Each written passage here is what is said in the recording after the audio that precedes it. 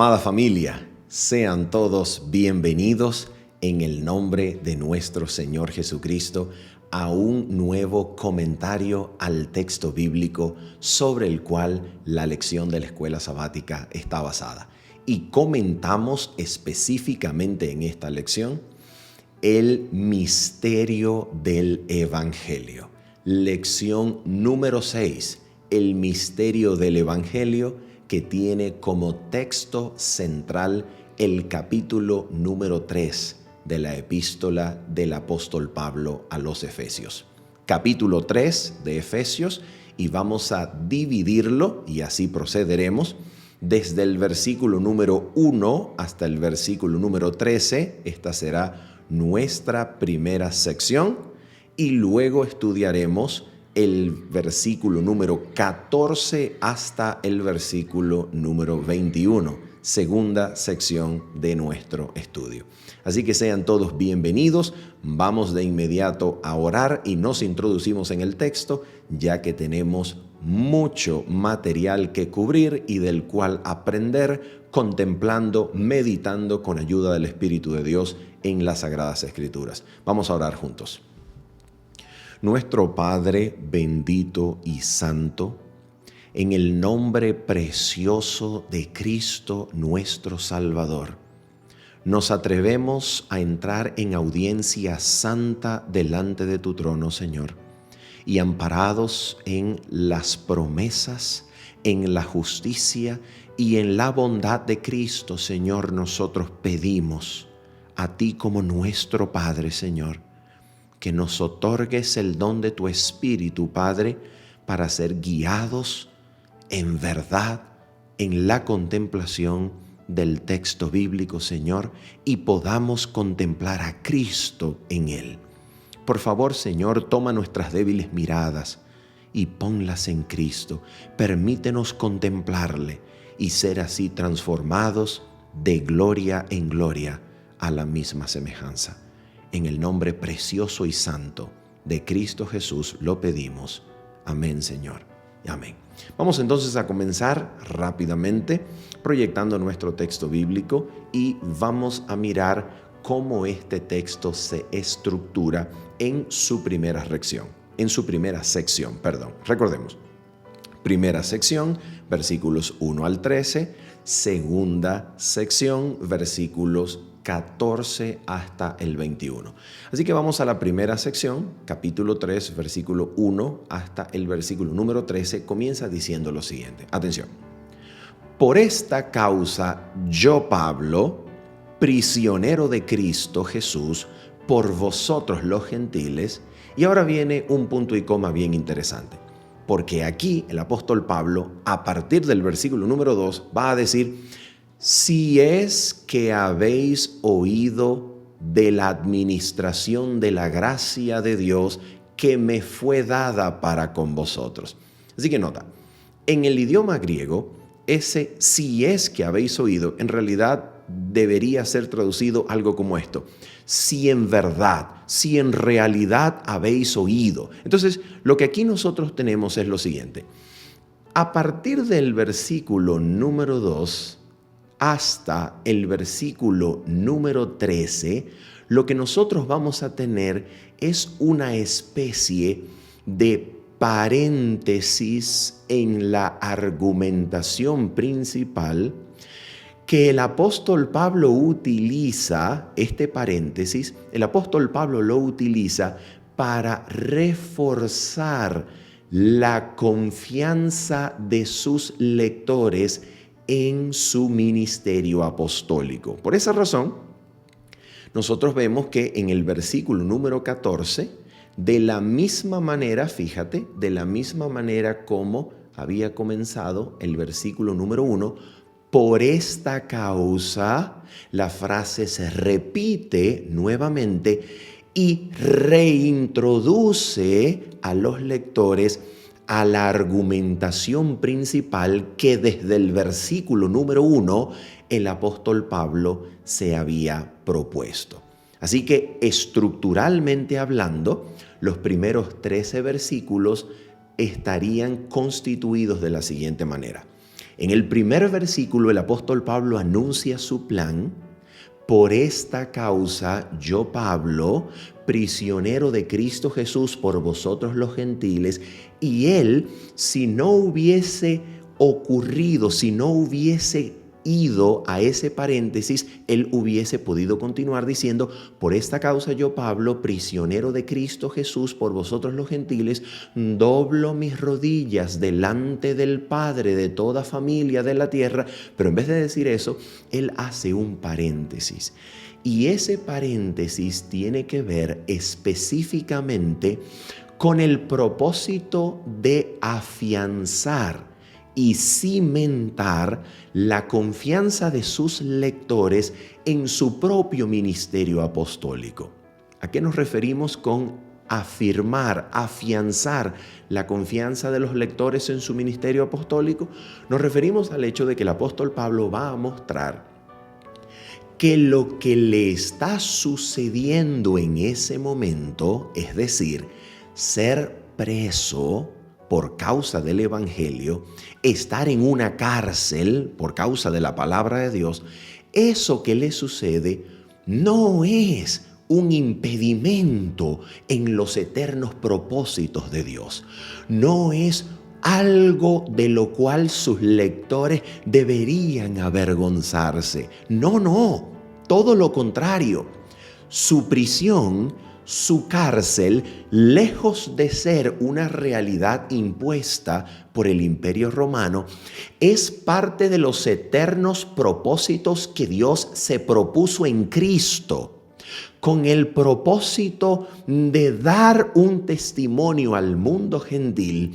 Y en las prisiones del apóstol Pablo, los gentiles que escuchan el Evangelio pueden tener la confirmación, la evidencia de que este hombre es un preso de Cristo, es un cautivo de Cristo, que no lleva a cabo su voluntad, sino que su voluntad se ejerce en el marco de un propósito eterno de Dios Padre en Cristo, que lo ha llamado a él como apóstol para predicar aún en sus prisiones y por medio de sus prisiones el evangelio a la comunidad gentil. Recuerden ustedes, atención con esto, recuerden ustedes por favor que el apóstol Pablo, según el libro Hechos de los Apóstoles, capítulo número 9, en aquel discurso de parte de Jesucristo para Ananías, que debía bautizarlo, de acuerdo a este discurso, Jesucristo le dice a su siervo Ananías, le dice: mira, yo he escogido a este hombre y este hombre me es instrumento escogido para que él sepa, escucha lo que le dice Jesús a Ananías, para que él sepa cuánto le es necesario sufrir por causa del Evangelio. Así que los sufrimientos, las prisiones que vive el apóstol Pablo son en realidad la confirmación de su ministerio apostólico.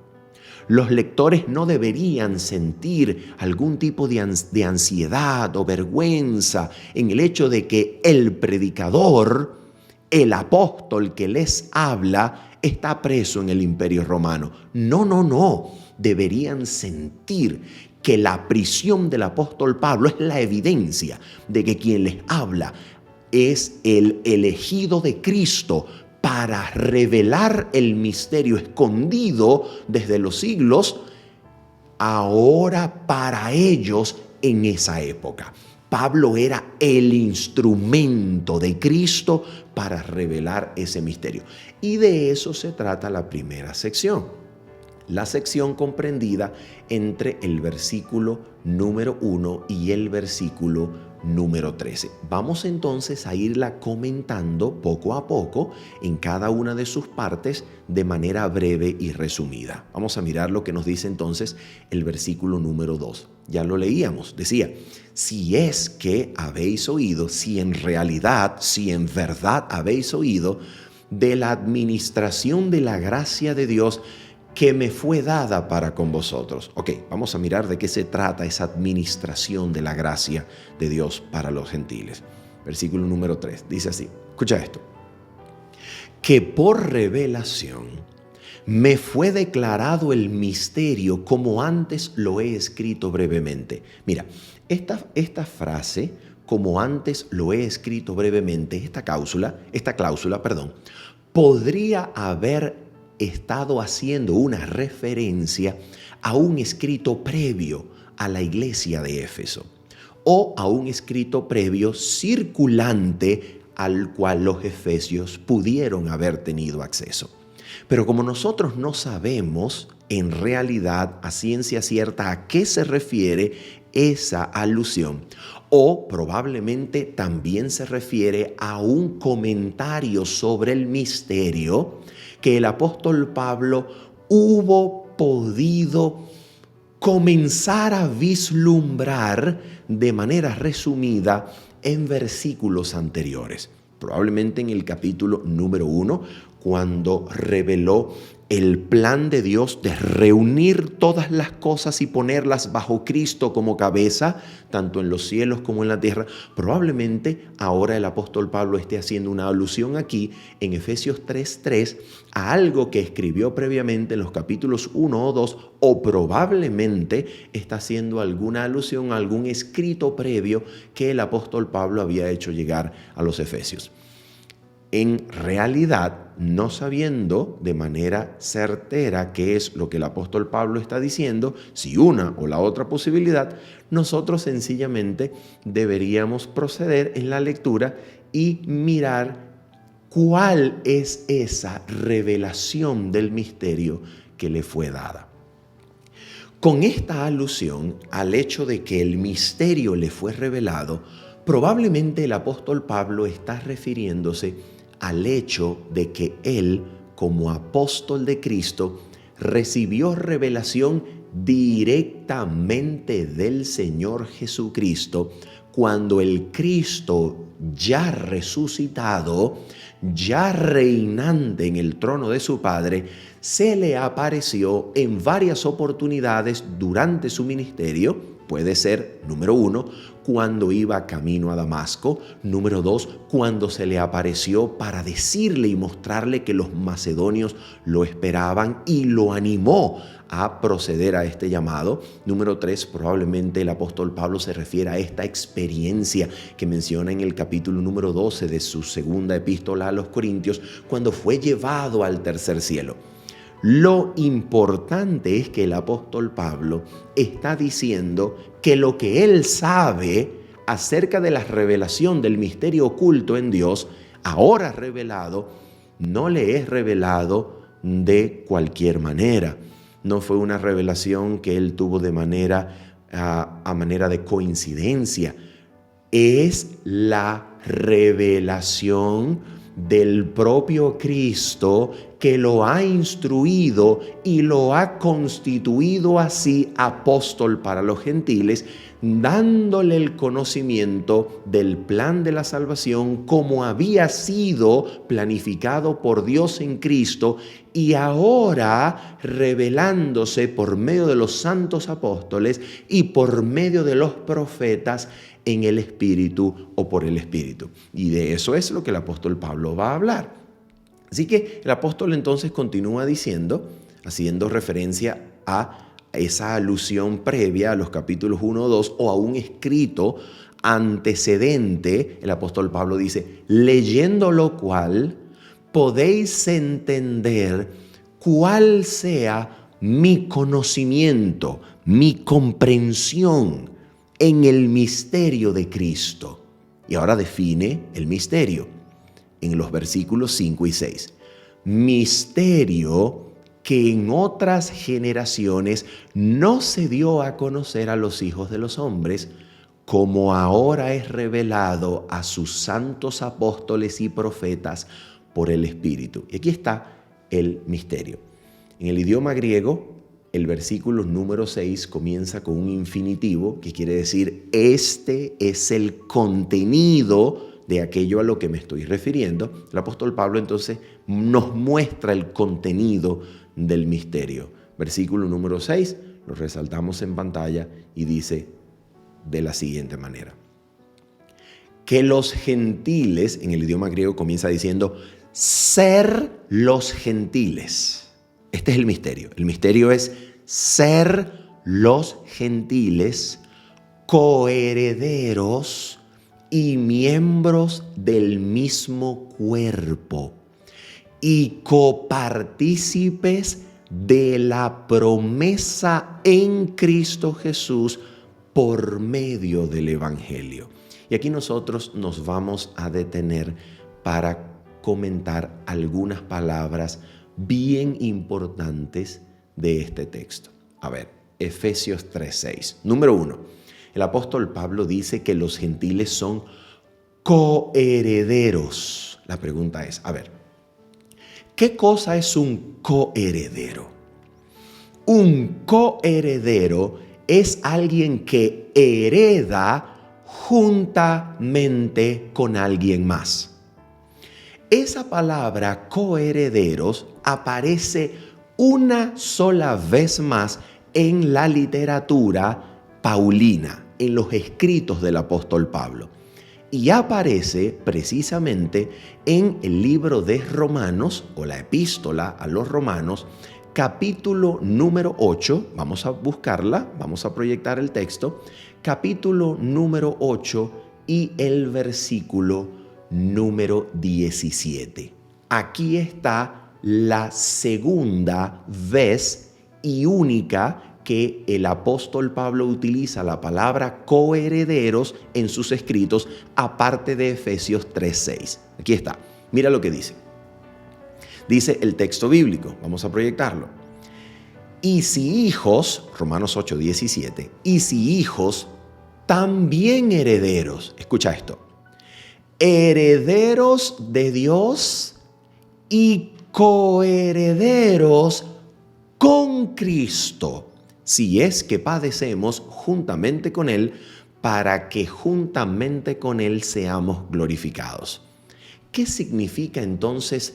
Decíamos, ser coheredero significa heredar juntamente con. La pregunta es, según Romanos 8:17, que es la única otra vez que aparece la palabra coheredero en los escritos paulinos, ¿quién es el que hereda con el cual nosotros heredamos juntamente? ¿Quién es el que hereda? El heredero, el verdadero heredero principal, el que hereda es Cristo. Y nosotros heredamos juntamente con Cristo. ¿A qué se refiere esto? Atención, esto es conforme al misterio que ha estado escondido en Dios por los siglos de los siglos y ahora revelado por los santos apóstoles, de los cuales Pablo es instrumento especial, y los profetas por el Espíritu. A ver, ¿de qué se trata esto? Bueno, mis amigos, esto es una alusión al pacto eterno. ¿Cómo sabemos que es una alusión al pacto eterno? Porque cuando nosotros comprobamos estos textos y los comparamos con Gálatas, capítulo número 3, nos damos cuenta que el apóstol Pablo está hablando, según dice Efesios 3:6, miembros del mismo cuerpo y copartícipes de la promesa en Cristo. El apóstol Pablo está hablando de una promesa de la cual los gentiles son copartícipes en Cristo. ¿Qué promesa es esa? Gálatas capítulo número 3, versículo 16 hasta el versículo número 17 nos deja claro cuál es esa promesa. Y vamos a proyectarlo en pantalla para que nosotros podamos analizarlo con el texto en la mano. Mira lo que nos dice Gálatas 3, 16 y 17. Ahora bien, escucha esto. Ahora bien, a Abraham fueron hechas las promesas y a su simiente. no dice y a las simientes. Cuando la palabra dice a tu simiente daré esta tierra, no dice a tus simientes, dice y a tu simiente. Ok, el apóstol Pablo lo interpreta ese singular como significando lo siguiente. No dice y a las simientes como si hablase de muchos, sino como de uno. Y aquí está el énfasis. Y a tu simiente, la cual es Cristo. Y ahora mira la comparación, la utilización intercambiable de los términos promesa y pacto. Aquí está la utilización intercambiable. ¿Qué quiere decir utilización o uso intercambiable? Que las palabras y los términos se usan como sinónimos y por eso pueden ser intercambiadas. En donde el lector podía esperar una, aparece la otra. Mira esto. Dice así, versículo 17. Esto pues digo, el pacto previamente ratificado por Dios para con Cristo, con quien se estaba estableciendo este pacto, era un pacto entre Dios el Padre y su Hijo Jesucristo. Ya vamos a ahondar en eso. Ahora dice, la ley que vino 430 años, escucha, no lo abroga este pronombre. ¿A qué se está refiriendo? No lo abroga. ¿A quién se está refiriendo? A este sustantivo, el pacto. Es decir, la ley que viene 430 años después no abroga el pacto, no lo abroga. Pero ahora mira la intercambiabilidad de los términos pacto y promesa. Escucha, no lo abroga para invalidar, y aquí todo lector hubiese podido esperar, para invalidar el pacto, pero no, dice para invalidar la promesa. Quiere decir que las frases la promesa y el pacto son frases intercambiables. Es una y la misma cosa. ¿Qué queremos decir? Que cuando la palabra de Dios habla de promesa en Cristo, está hablando del pacto de Dios Padre con Cristo, revelado históricamente a Abraham cuando se le dijo, a tu simiente daré esta tierra. La pregunta es, ¿qué era lo que Dios estaba diciendo? Si el pacto era un pacto entre el Padre y Cristo, ¿qué era lo que Dios estaba diciendo cuando les reveló el pacto eterno a Abraham? ¿Qué estaba Dios diciendo? Bueno, lo que Dios estaba diciendo era algo como esto. Abraham, a Cristo, tu simiente, daré esta tierra.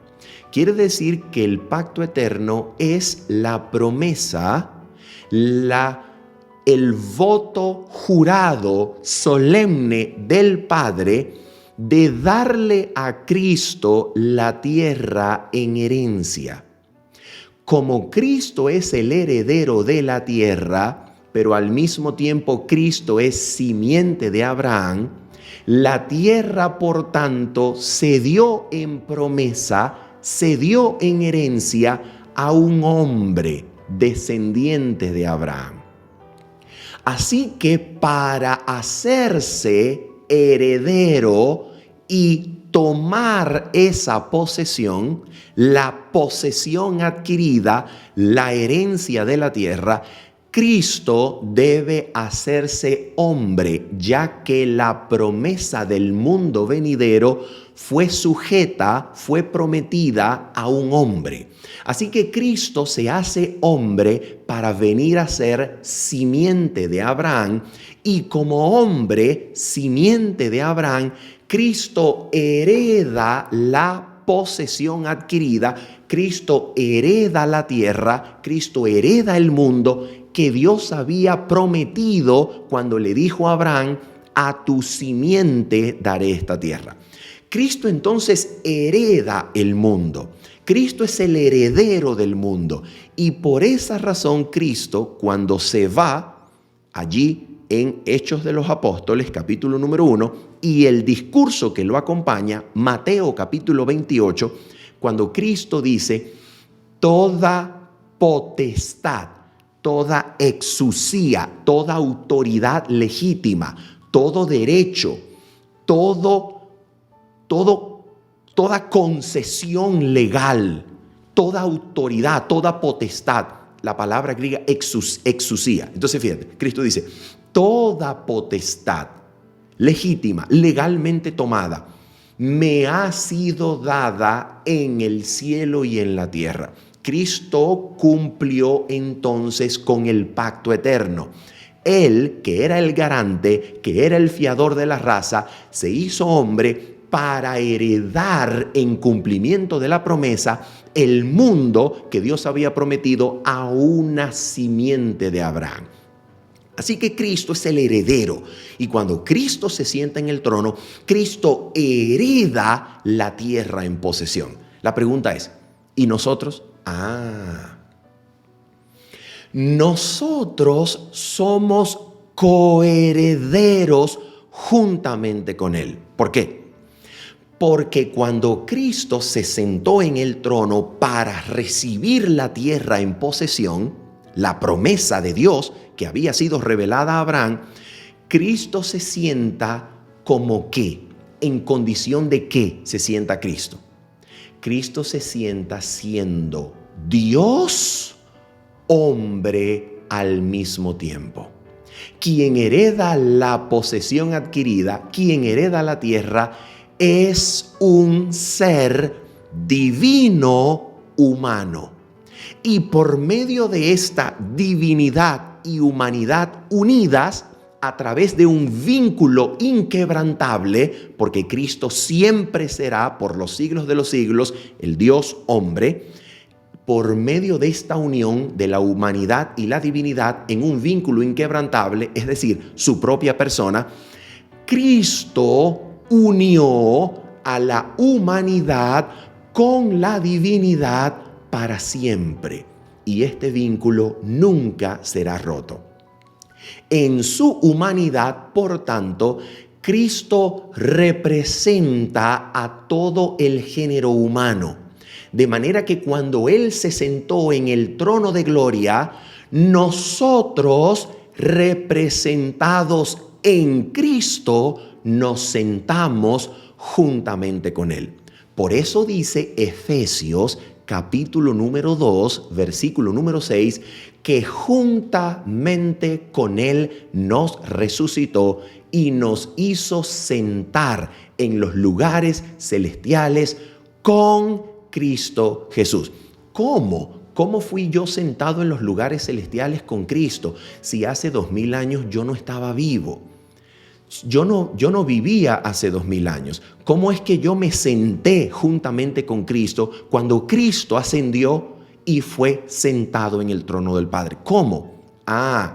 Yo me senté porque Cristo me llevaba representado en su humanidad por ser yo parte de la humanidad. Por ser yo parte de la raza, yo estaba representado en la humanidad que Cristo llevó al más alto trono del universo.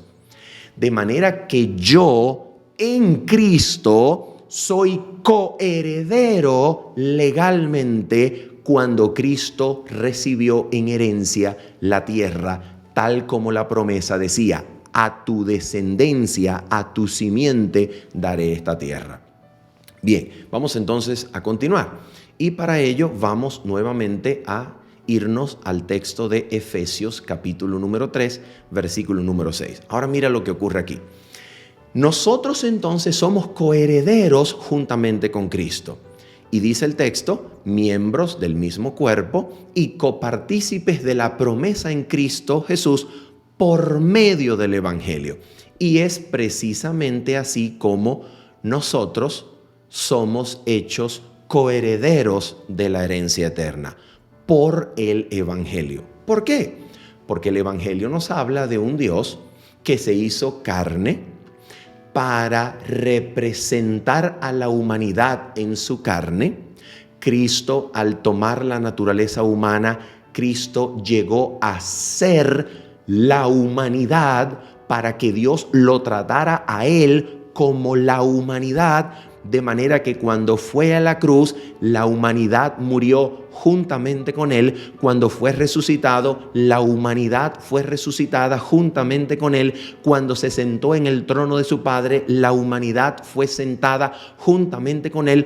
¿Para qué? No para que todos sean incondicionalmente salvos, sino para que todos tuviesen vida para poder decidir qué hacer con sus vidas delante del Evangelio como hecho consumado en la cruz, en la resurrección y en la entronización de Cristo. Delante de esa noticia, nosotros ahora tomamos una decisión y somos atraídos hacia el aspecto positivo, hacia decirle sí a Cristo, decirle sí a su gracia, decirle sí al Espíritu, pero también podemos decir no y entonces tener nuestra parte no con la familia, sino con los enemigos de Dios.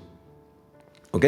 Entonces, de esa forma, los gentiles son coherederos y nosotros, los que hoy estudiamos la palabra, somos coherederos en Cristo cuando Cristo heredó la tierra como herencia. Ahora mira esto.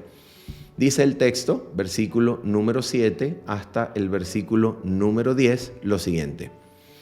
Del cual, es decir, de este evangelio, yo fui hecho ministro por el don de la gracia de Dios que me ha sido dada según la operación de su poder. Y esto es maravilloso, porque el apóstol Pablo lo va a repetir de nuevo en el capítulo número 3 y los versículos finales 20 y 21, según la operación de su poder. En otras palabras, todo lo que Pablo predica, todo lo que Pablo camina para predicar, todo lo que Pablo dice, todo lo que Pablo piensa, todo lo que Pablo hace, sus prisiones, sus cartas, sus escrituras, sus discursos, sus visitas, sus consolaciones, todo lo que él hace es según la operación de su poder, que actúa poderosamente en él. En otras palabras, Pablo no es el buen hombre que los gentiles esperaban. Pablo es el instrumento que el poder de Dios usa para bendición de los gentiles. Y esto es muy importante, porque eso es exactamente lo que Pablo nos va a decir que debe suceder con nosotros en la segunda sección, es decir, a partir del versículo número 14. Cuando Pablo nos hable allí, en la segunda sección, del poder que actúa en nosotros según el eterno propósito de Dios en Cristo. ¿Ok? Vamos entonces a seguir. Y dice entonces lo siguiente, versículo número 8 en adelante. A mí, que soy menos que el más pequeño de todos los santos. En otras palabras, Pablo se considera abortivo, es decir, le fue revelado el misterio o el evangelio como a un último nacido, ¿ok? Como un nacido a destiempo. Entonces dice el apóstol Pablo, yo que soy el más pequeño de todos los santos, me fue dada esta gracia de anunciar entre los gentiles el evangelio y me encanta cómo Pablo define el evangelio aquí. Mira, el evangelio de las inescrutables riquezas de Cristo. Bendito y santo sea Dios. De eso se trata el evangelio. Escucha, el evangelio se trata de las inescrutables riquezas de Cristo. El evangelio debe ser rico en Cristo. El evangelio es las riquezas, los encantos de Cristo que nos atraen a un Dios que por medio de eso se nos muestra bueno, se nos muestra maravillosamente bueno. Y cuando el amor de Dios nos convence.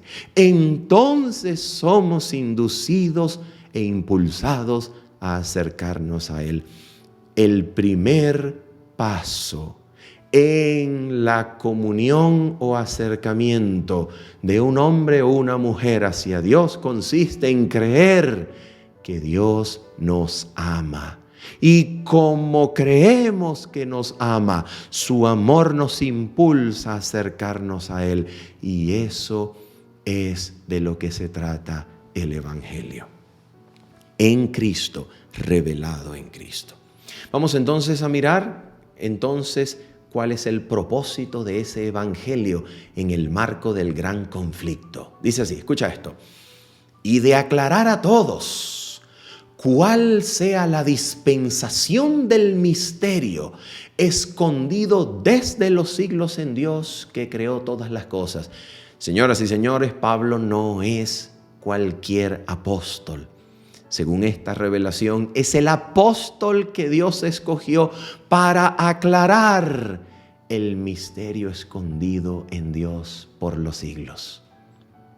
Y esto fue conocido luego de Pablo, juntamente con Pablo, a otros apóstoles santos, a otros profetas por el Espíritu, pero a este hombre Dios lo llamó de manera especial para darle lo que él llama la administración de la gracia y mostrarle cuál era este misterio escondido. Y ahora mira esto, ¿para qué?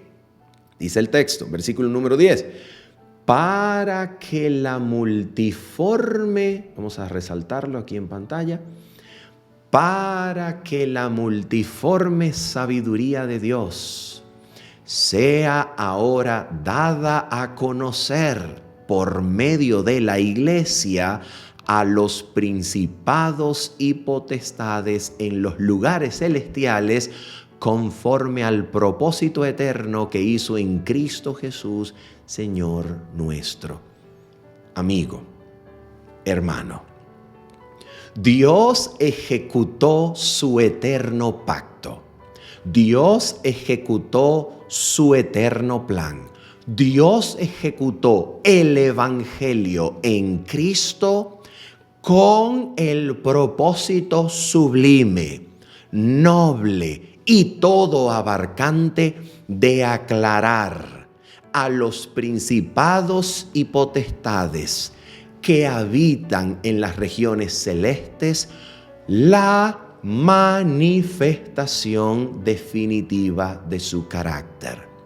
En Cristo Jesús, los habitantes del universo pueden estar seguros que Dios es bueno, que es justo, que Satanás es un mentiroso, homicida desde el principio y que Dios en Cristo es suficientemente abnegado como para sacrificar su propia vida a riesgo de pérdida eterna para tener comunión continua con los que una vez fueron rebeldes y ahora por la manifestación gloriosa de Dios en Cristo podrán ser atraídos para que la demostración de amor de Dios en Cristo produzca un poder subyugador y el corazón rebelde se haga manso y humilde y obediente a toda disposición divina.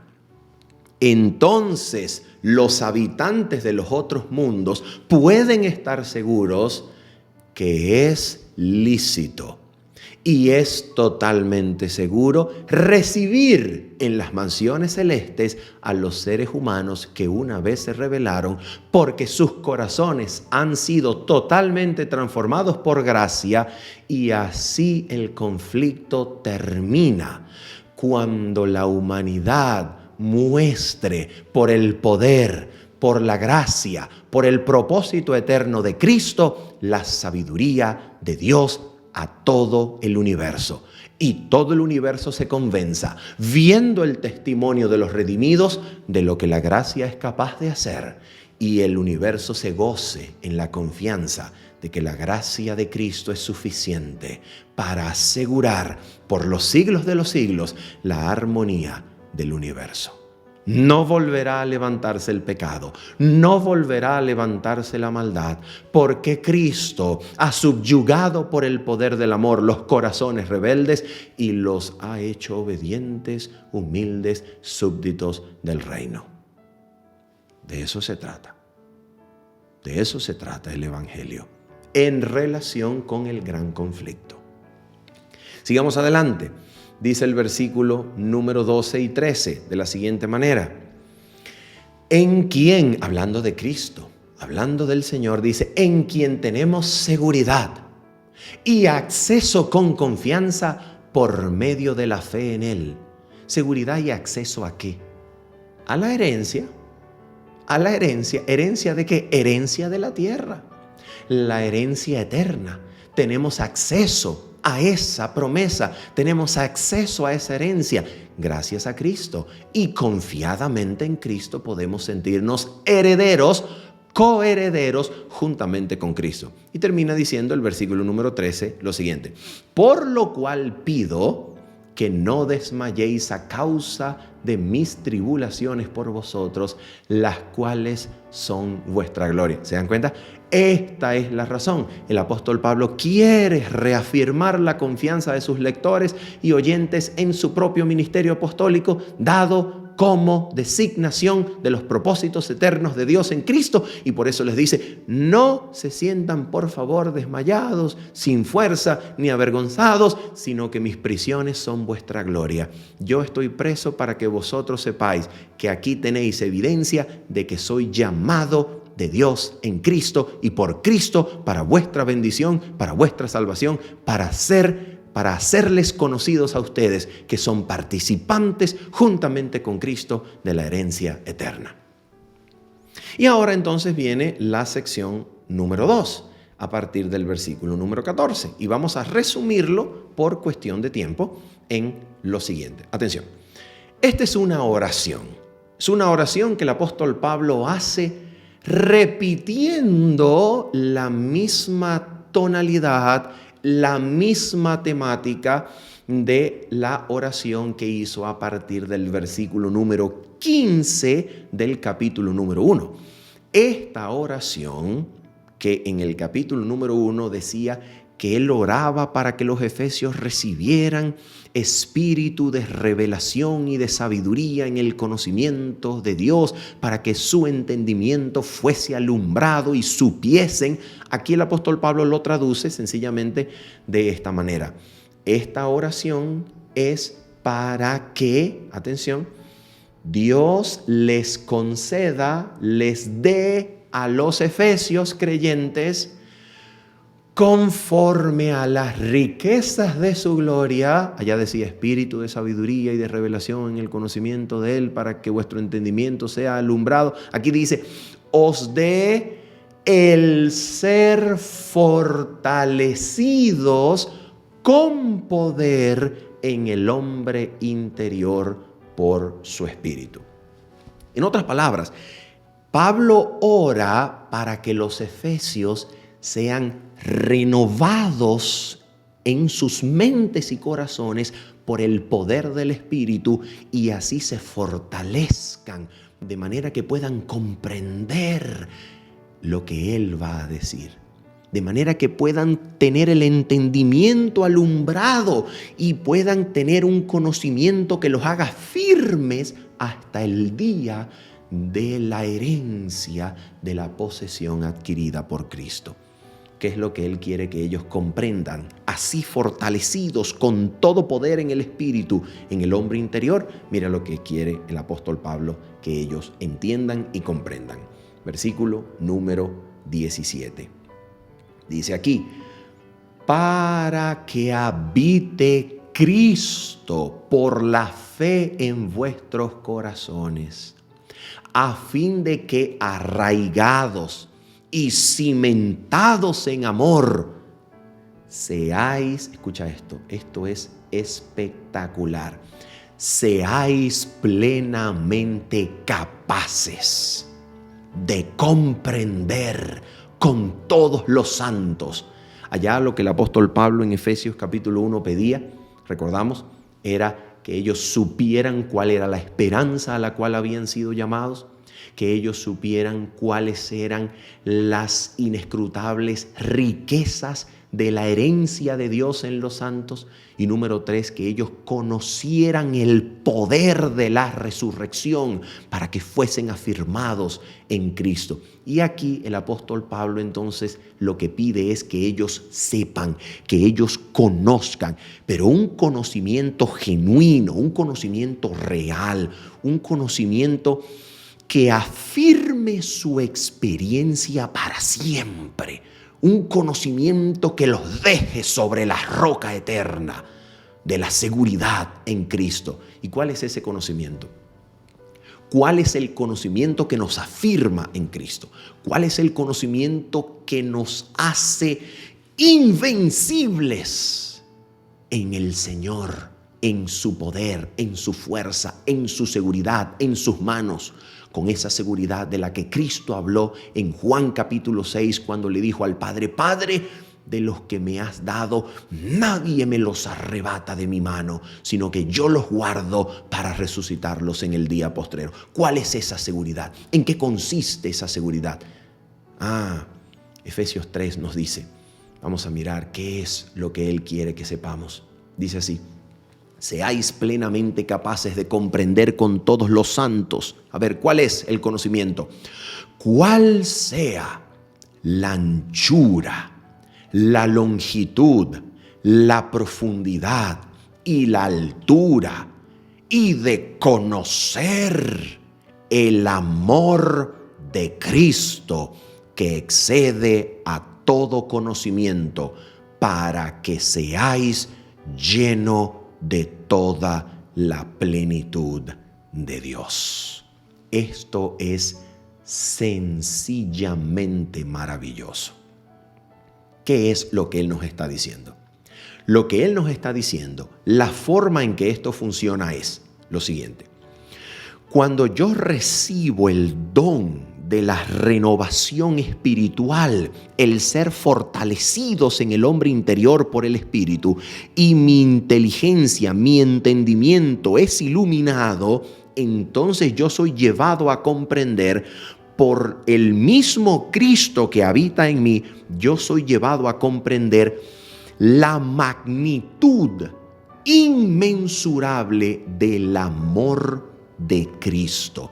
Y cuando yo me convenzo de ese amor, cuando yo creo que Él me ama, cuando yo realmente confío en su amor y yo vivo ese amor y me gozo en ese amor, entonces yo entro en una comunión con el Padre de Gloria, que es igual a decir que yo soy lleno, soy participante de toda la pleroma, la plenitud de Dios.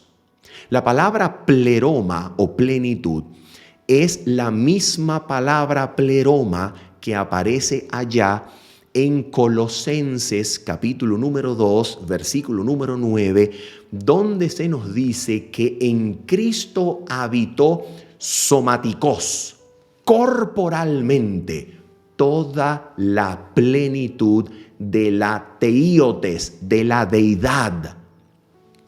¿Cómo es que en Cristo habitó toda la plenitud de la deidad? Por el Espíritu de Dios, Cristo era habilitado para hacer frente a toda tentación y conflicto. Por el Espíritu de Dios, Cristo se hacía participante de la naturaleza divina. Por el Espíritu de Dios, Cristo era lleno de la presencia misma del Padre de Gloria. Esa misma presencia, esa misma morada, esa misma habitación del Padre en Cristo, Cristo la promete a nosotros. Y nosotros al conocer, vivir, convencernos y creer y confiar en ese amor inmensurable de Cristo, somos llenos de esa misma habitación, presencia, morada genuina y real del Padre de Gloria, juntamente con su Hijo Jesucristo en nosotros por medio de su Espíritu. Por eso Jesús dijo en Juan capítulo 14, versículo 23, el que me ama, recuerda que esta era una pregunta que le había hecho Judas, no el Iscariote, le había dicho, Maestro, ¿cómo es que te vas a manifestar a nosotros y no al mundo? En Juan 14, 22. Y en el siguiente versículo, en el 23, Jesús responde diciendo, el que me ama, mi palabra guardará. Y mi Padre le amará, y vendremos a Él, y haremos morada con Él. ¡Qué cosa maravillosa! Quiere decir que yo puedo ser lleno de la misma presencia. Quiere decir que yo puedo ser participante de la naturaleza divina, así como Cristo lo fue. Así mismo es la promesa. Esa es la promesa que se nos hace. Cuando usted cree en Cristo, se aferra a su bendita promesa, tiene comunión con esa bendita palabra y usted cree solamente a esa bendita palabra y no a su propia experiencia. Usted es alumbrado en su entendimiento, fortalecido con poder en el hombre interior. Usted, por medio de Cristo que habita en usted, es llevado a comprender la inmensurable magnitud del amor de Cristo y así usted es hecho participante, copartícipe de la plenitud de la deidad, de la naturaleza divina, para que usted crezca de gloria en gloria, como por el Espíritu del Señor, en total libertad de tendencias que lo han dominado, en total libertad de ese dominio, en total libertad del pecado, y usted es hecho uno con Cristo, creciendo de gloria en gloria a su misma imagen. Eso es el plan glorioso del Evangelio.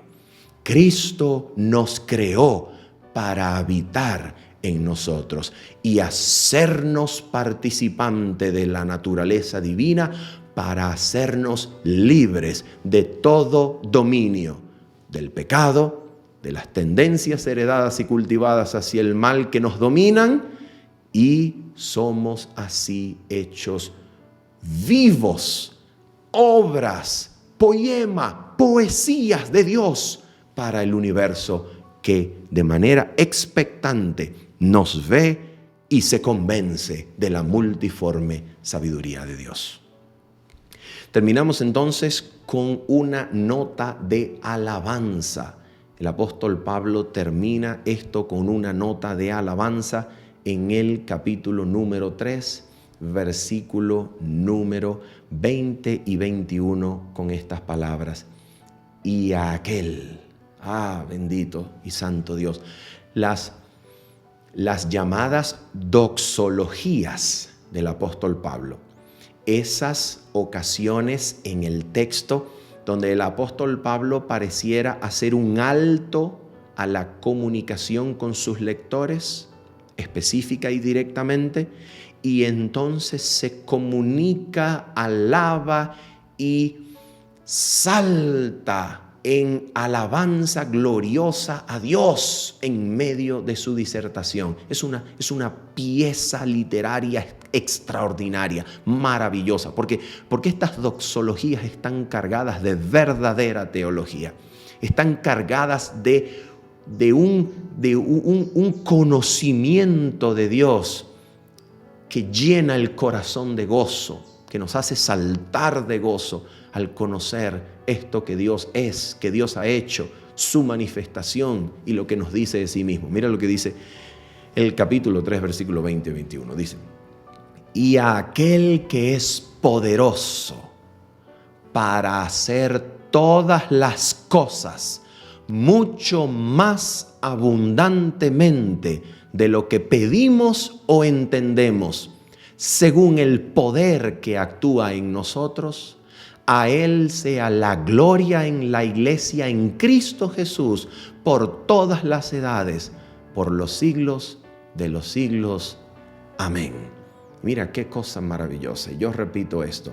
Y aquel que es poderoso para hacer todas las cosas, mucho más abundantemente de lo que pedimos y entendemos. Yo quiero aquí decirte algo muy, muy importante. Querido amigo, dice la Biblia aquí que Dios es poderoso para hacer todas las cosas mucho más abundantemente de lo que pedimos o entendemos. ¿Dice eso la Biblia? Ahora te pregunto, ¿le crees a la Biblia? ¿Le crees a Dios hablándote por medio del texto sagrado? ¿Le crees a Dios? Si Dios dice que es poderoso para hacer todas las cosas mucho más abundantemente de lo que tú y yo podemos entender y comprender, ¿será posible que Dios, aunque no entendamos cómo, aunque ni siquiera aún se lo hayamos pedido, será que Dios es poderoso y capaz para presentarnos libres del dominio del pecado delante del universo, que con expectativa anhela y ansía ver aún más claramente la sabiduría de Dios?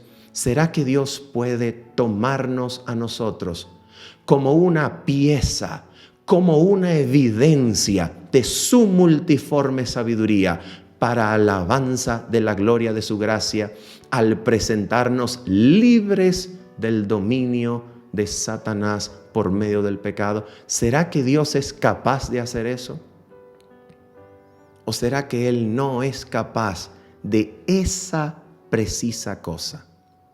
En otras palabras, probablemente Dios sea capaz de muchas más cosas, pero ¿será precisamente capaz de esa cosa? ¿Será capaz de librarnos y presentarnos libres del dominio del pecado delante del universo? ¿Será capaz de eso también?